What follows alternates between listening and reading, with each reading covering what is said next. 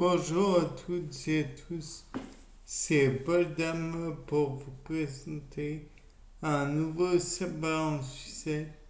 Et aujourd'hui, je me suis demandé, est-ce qu'il était possible de réutiliser de la matière qui était autour des os lors d'une fracture?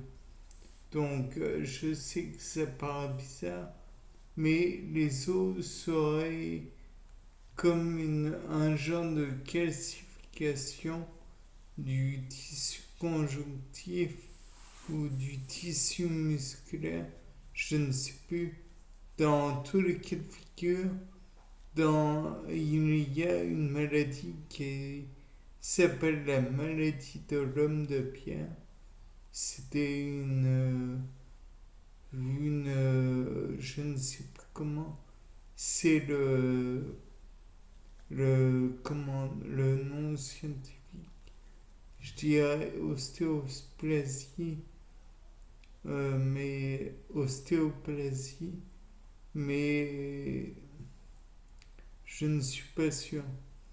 Donc, dans tous les cas de figure, on pourrait réobtenir de l'os à partir de muscles ou de tissu conjonctif.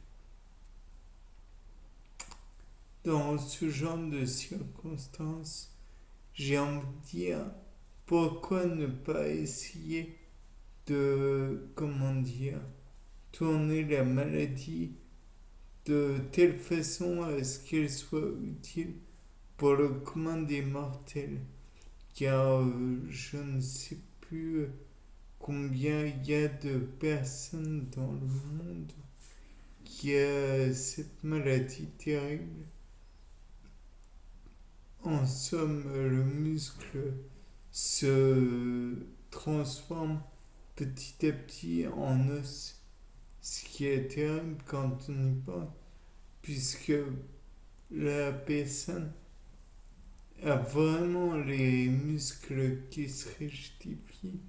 De plus, si on réfléchit un petit peu, on sait que le cœur lui-même contient des cardiomyocytes, donc des muscles cardiaques.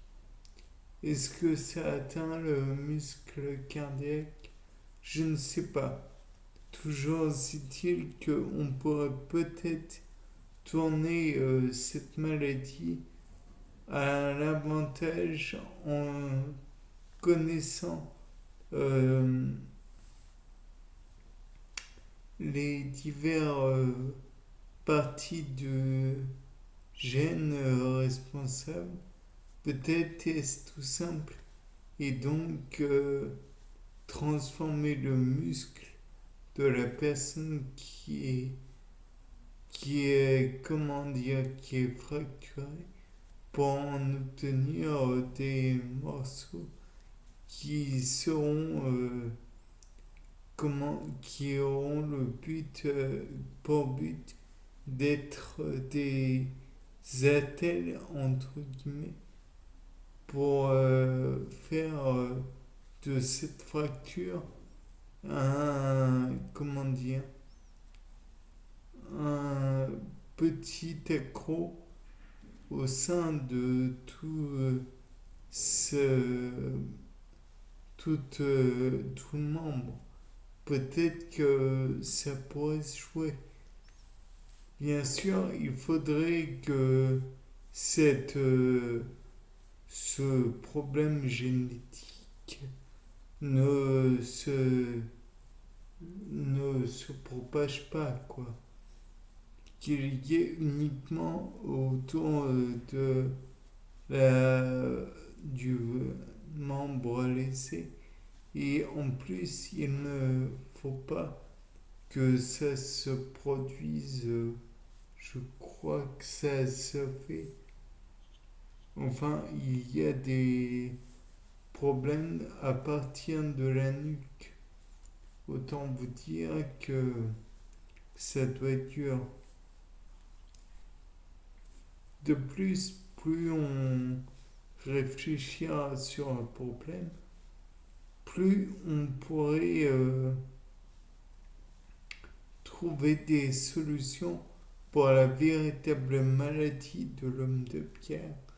Peut-être qu'on pourrait même venir à lui apporter plus de confort, puisque j'imagine que cette maladie purement et simplement invalidante, mortelle peut-être, je n'y connais pas assez de choses,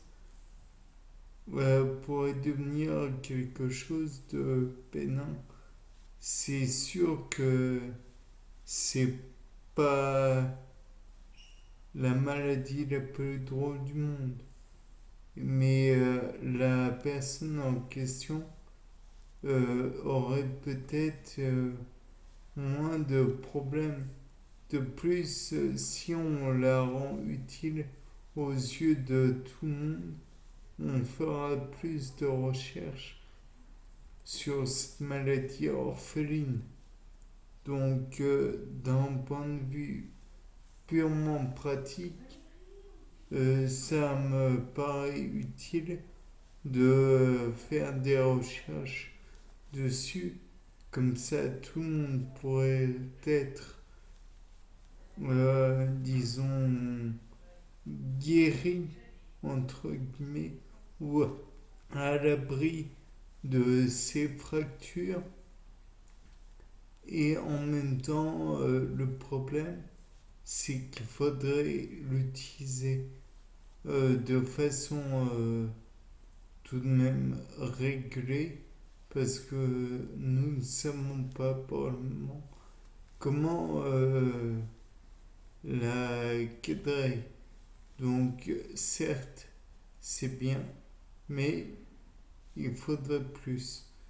Donc, finalement, la maladie de l'homme de pierre pourrait être accompagnée aussi d'un régime protéique, puisque c'est l'ossification des muscles, je crois. Donc,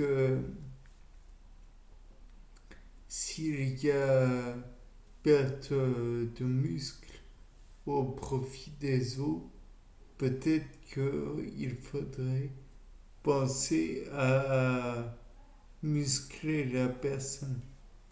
De plus, le problème est qu'il faudrait que cela soit ponctuel. Certes, ça paraît difficile à envisager, voire impossible. Peut-être est-ce envisageable pour certains, je ne sais pas. Bien, c'était Paul Dam pour un nouveau sapin en sucette.